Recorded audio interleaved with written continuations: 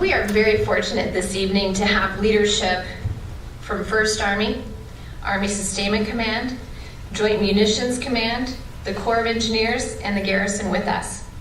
In addition, local mayors, elected officials from both Iowa and Illinois, our civilian aides to the Secretary of the Army, as well as congressional staffers on behalf of senators and representatives at the federal level are here.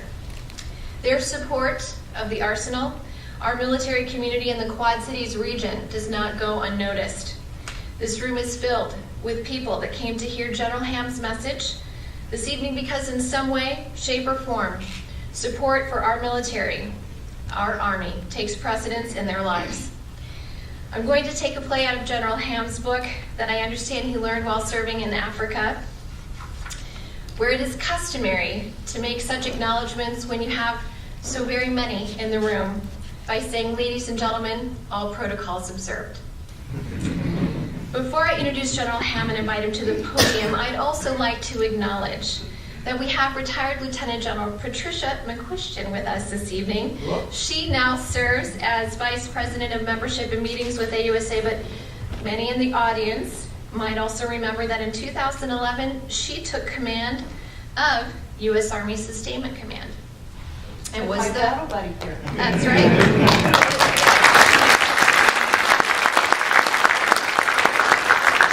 First woman to be mission commander at Arsenal Island. We'll get a hooah for that as well. Whoa. Come on, ladies.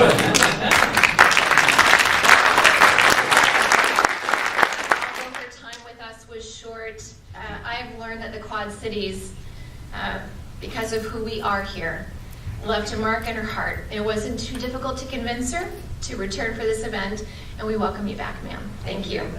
Thank you. Thanks, everybody. A good introduction always tells you why this speaker on this subject and to this audience. Included with your invitation to this event was a copy of General Ham's bio. He has certainly accomplished many things. What I have the opportunity to do in this moment, however, is to tell you a brief story that might also give you insight into who he is as a person, if you don't know him. I know many of you do. And why it was so important for us to bring him here.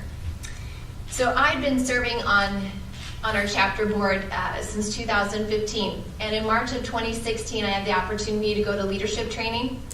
General Sullivan was still the CEO, president at that time. But it was known that General Ham was going to be taking over. And so he came in to greet us, and I had 5 or 10 minutes with him maybe. "Hi, sir, I'm Julie Johnson. I'm from Iowa. I'm from the Rock Island Arsenal. It's such a great place. We really support our military. You gotta come visit us one day. So great to meet you." All the things, that you do in 5 or 10 minutes that you get with someone. And it was wonderful, sir, to have that time with you. And so I returned in September of last year to go to what is called the Medical Hot Topics Conference and one day deal. And I was standing in a sidebar conversation in the front lobby when I should have probably been in a session. But he came off the elevator and he was headed with a beeline for the front door with luggage in hand. It was obvious he was on to the next mission. And he saw me out of the corner of his eye. And he put that luggage to the side of that door, and he came right over and he gave me a big hug. "Hi, Julie. How are things going at the Arsenal? It's great to see you again." I was like, "Wow, sir, great to see you too." And before I knew it, he was out the door. But I stood there and I thought, he remembered my name, and he remembered where I was from. And a guy like that meets a lot of people. And he made it really clear to me that the work that I was doing for AUSA in this chapter mattered. He made it clear that I was serving a leader. You probably don't remember that, but I'll never forget. So, General Ham is the commander of U.S. Africa Command, where he traveled to 42 countries to protect America's security by establishing and developing partnerships. A leader who directed military operations, including coalition forces during the Libyan conflict in 2011, hostage rescue operations in Somalia, and counterterrorism operations across Africa. Prior to leading AFRICOM, he was the commander of all U.S. Army forces in Europe and spent nearly 4 decades in the Army. He is the same man that is part of a very small number of military leaders who rose from the rank of private to 4-star general, and who said yes when someone from Iowa asked him if he would come to the Rock Island Arsenal. Leading us to this wonderful presentation we are about to hear this evening, please join me in giving General Carter F. Ham, President and CEO of the Association of the United States Army, a warm Quad Cities welcome.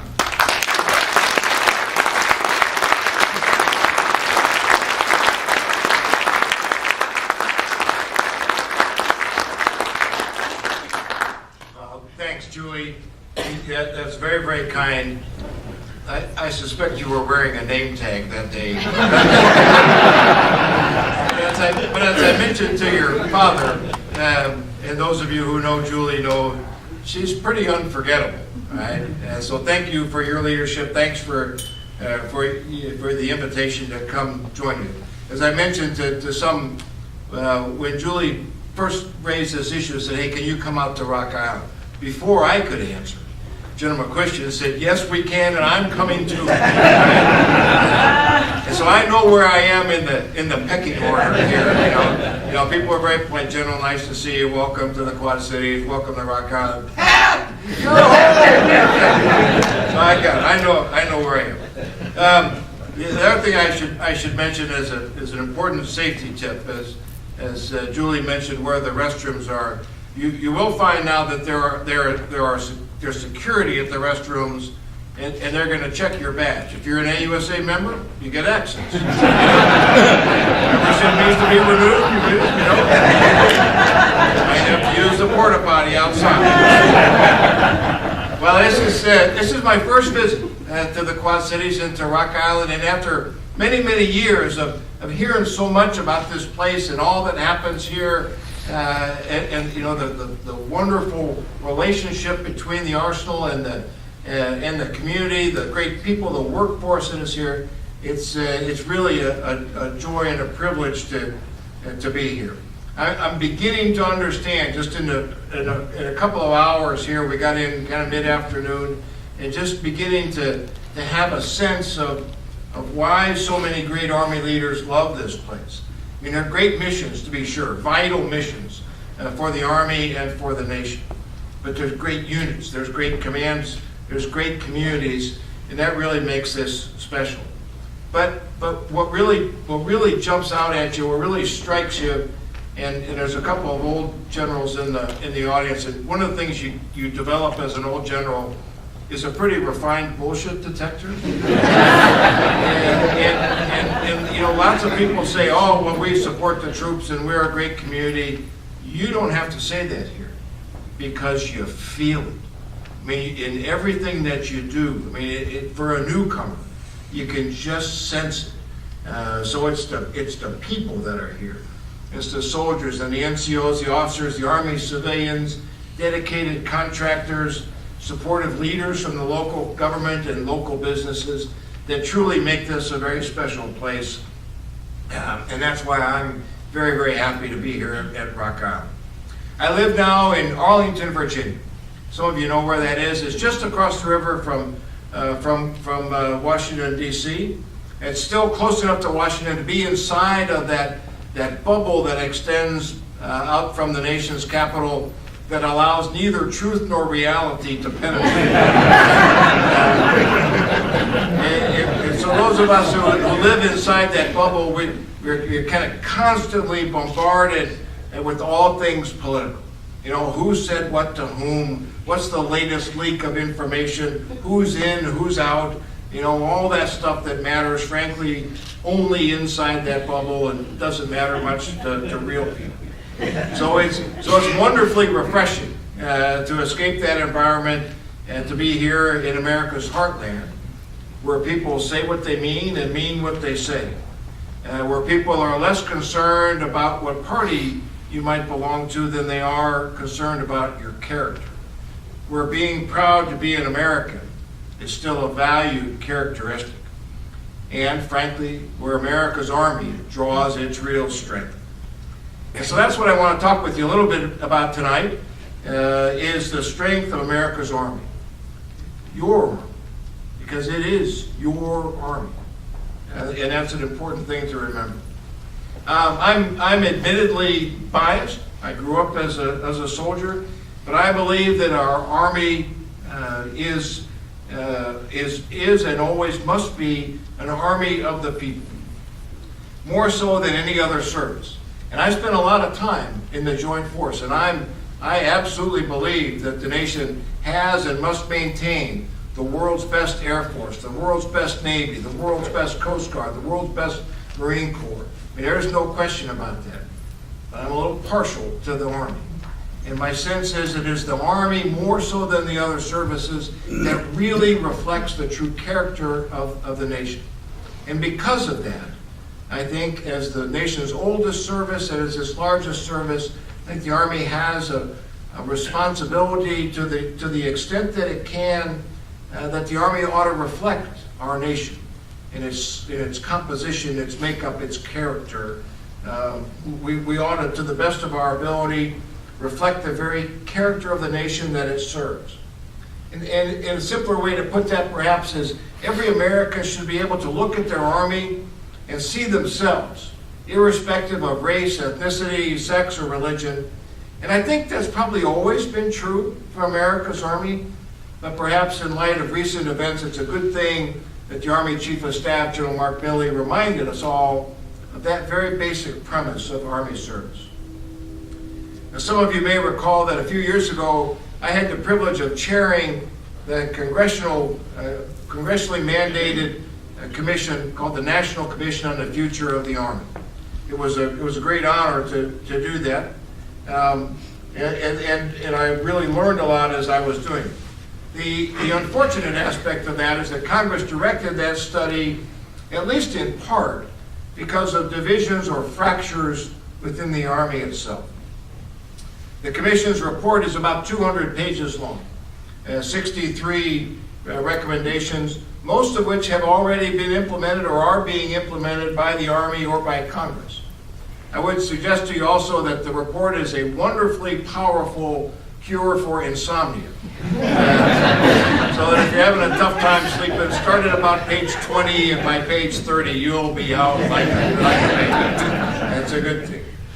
Well, seriously though, I am actually very proud of the Commission's work and its report. I think we did some good things to help the Army move forward. But I'd point out two statements in that report, that 200-page report, that I believe are more important than all the others. The very first of the 63 recommendations states quite simply, the nation must maintain and sustain an all-volunteer force. The nation must maintain and sustain an all-volunteer force. Now, perhaps to many in this room that's a blinding flash of the obvious, but we felt it necessary to state that clearly and unequivocally in our report, and we chose our words very, very carefully. This first recommendation differs from all the others. Each of the other 62 recommendations that follow assign responsibility. It says, for example, the Army should, the President should, the Congress should, the Secretary of the Army should, and those things. But in this first recommendation, it's different. It says the nation must. The nation must. It's not anybody else's responsibility. No single person or entity has this responsibility. Not even the commander-in-chief. He can't do it by themselves. The nation, the people, you and me, we're the ones who must, by our words and by our actions, maintain and sustain the all-volunteer Army. I have some experience in this. I enlisted in the Army in 1973, the very first year of the all-volunteer force. And I ended up as an infantry paratrooper in the 82nd Airborne Division and rose to the exalted position of being the battalion command sergeant major's driver. Right? This was big stuff, all right? That's really big stuff. And you can make a pretty good case in 1973 that the 82nd Airborne Division was the Army's most ready, most combat-ready unit. And the Army was inarguably the best Army in the world. But the Army of 1973, the 82nd Airborne Division of 1973, wasn't really a very good Army. By any comparison, the Army of 1973 was not even close to being as good, to being as combat ready as today's Army. Officer careerism was rampant. The NCO Corps, many of them draftees themselves, and almost all NCOs combat veterans of Vietnam, they were good. But we spent no energy, we spent no effort, we applied no resources or effort in NCO professional development or education. Emphasis on education on the force writ large was non-existent. Many soldiers, though volunteers for airborne duty, were draftees. And even in the 82nd Airborne Division, troops were afflicted by significant racial divides, rampant drug use, and poor training. In 1973, it was still not at all uncommon for local judges to offer youthful offenders the choice of jail time or Army time. Simply put, I'd say we can't return to those days of conscript military service. In today's Army, the crown jewel is not some piece of hardware. It's not a tank or a helicopter or a missile. The crown jewel of today's Army is the people who every day voluntarily choose to serve our nation in uniform. If we lose that, we lose everything.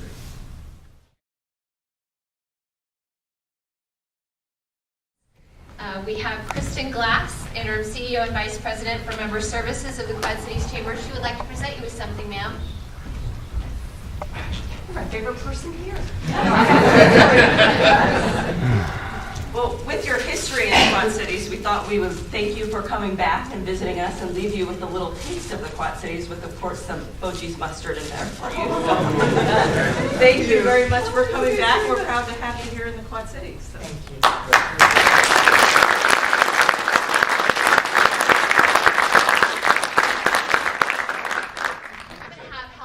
So the real issue is Leif is going to be looking for that bag. I have asked Helen Wohl, she's our Executive Vice President of the Board, to assist me. Sir, the Rock Island Arsenal has been DoD's rock since 1862, and therefore it is my pleasure to be able to present you with a piece of the rock. Actually, we have many on the island that signed this, and it's really meant to acknowledge your discussion this evening and also your years of service to our nation. Julie, come on.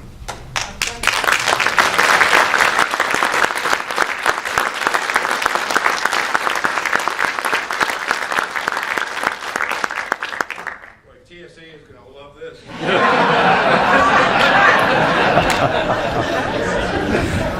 I'll ship it for you, sir. Listen, as we close this evening, let me begin by saying thank you again, sir. Thank you for bringing this presentation to us this evening, for everything that you do, have done, and continue to plan for our total Army family. It really means a lot, sir.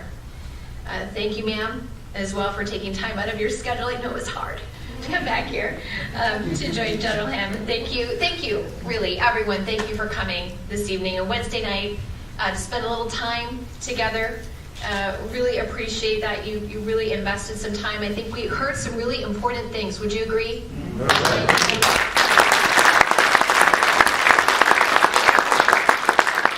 So, one way that you can continue this momentum after our fabulous evening together is, as General Ham said, join us. I'd love to build my membership numbers here at the Rock Island Arsenal. So, see me. Contact me, call me, email me, however you need to do it. And if you're already a member, thank you, as General Ham said, please share it with others. We're ready to welcome you as a new individual, a corporate. We have some corporate members in the room. We have individual members in the room. We are looking for some sustaining members, lifetime, all the things. It's important. Numbers do matter. But I've got a place on the board for you. If you're interested in serving or on a committee, if we only need to see you a couple times a year, so let me know. Look, I'm a civilian, and I do this because I love our military, I love our Army, and it's a way that I can serve. My grandpa was a World War II veteran. William Johnson helped liberate the Philippine Islands. I will talk about him until my dying day. He was a huge mentor in my life. It made so much difference to me. So, as I see AUSA, I see it as an advocate. You know, I see people that when things go horribly awry, stand up and say, I will go, I will fight, so that you don't have to. And that makes a difference to me. And it makes me want to do whatever I can for them. Right? I've got their back. We've got their back, don't we? We can do it. So this is the professional association for the entire Army. It's so good. And before you leave tonight, Ms. Josie, please help me. We have a 30-second video that I'd like to share with you. As she pulls this up, I will tell you that it ran in Times Square twice an hour, 24 hours a day for 2 weeks. So please, let's watch the video, dim the lights.